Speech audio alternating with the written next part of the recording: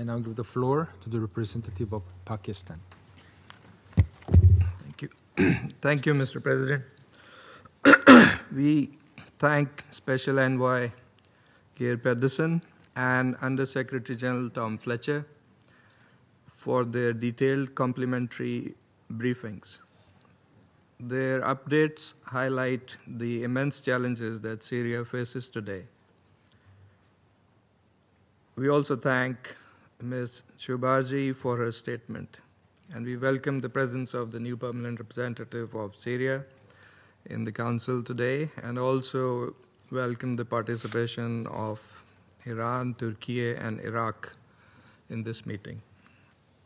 Mr. President, Syria has endured more than a decade of devastating conflict and immense human suffering. Its people have borne the brunt of destruction, displacement, and hardship on an unimaginable scale. Mr. Pedersen rightly pointed to the massive legacy of conflict and civil strife, the imperative of economic and political stability driven by genuine inclusion and dialogue, and he also referred to external intervention by Israel, terming it unacceptable and that it must stop. And in this council, we know very well how this issue of foreign interference intertwined with occupation has been a perennial problem and a key destabilizing factor that manifests itself across the situations in the Middle East. Mr. President, despite these challenges, the recent developments have provided a glimmer of hope for Syria. This opportunity must be seized, and the Council has a special responsibility here. We believe that the path ahead must be marked by political progress, economic recovery, security stabilization, and respect for Syria's sovereignty and territorial integrity. In this regard, first, it is essential that the political transition in Syria proceed in a smooth, credible, and inclusive manner.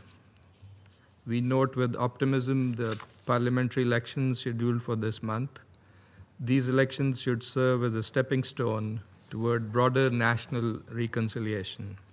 It is imperative that all political and social groups in Syria are meaningfully represented and allowed a genuine stake in shaping their country's future.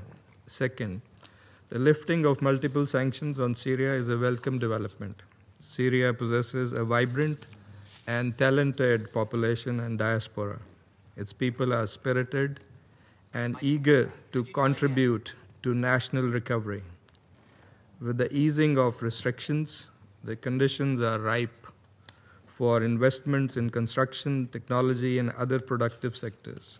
Such investments can serve as powerful engines for reconstruction, job creation, and economic revitalization, which are indispensable for durable peace. It is imperative that these opportunities are fully realized. Third, and related to the above, is the fact that Syria's stability is inseparable from the question of security, which remains twofold. On the one hand, the security situation in areas such as Suweda, the western coast, and the northeast remains fragile and demands a healing touch and action-oriented approach. We welcome the efforts by Syria, Jordan, and the United States aimed at stabilizing Suweda and the south of Syria.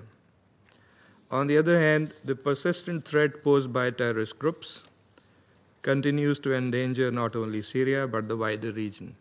The presence of foreign terrorist fighters underscores the urgency of this challenge. These concerns must be addressed comprehensively through both political and security measures, including the implementation of the disarmament, demobilization, and reintegration reforms.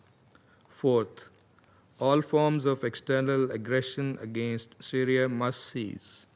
and the occupation of Syrian territory post 8 December 2024 must be reversed. The occupation of the Syrian Golan must also end in full compliance with international law and Security Council resolutions. The 1974 disengagement agreement should be strictly adhered to, and any new security arrangements must have the consent of the concerned parties and the endorsement of the Security Council.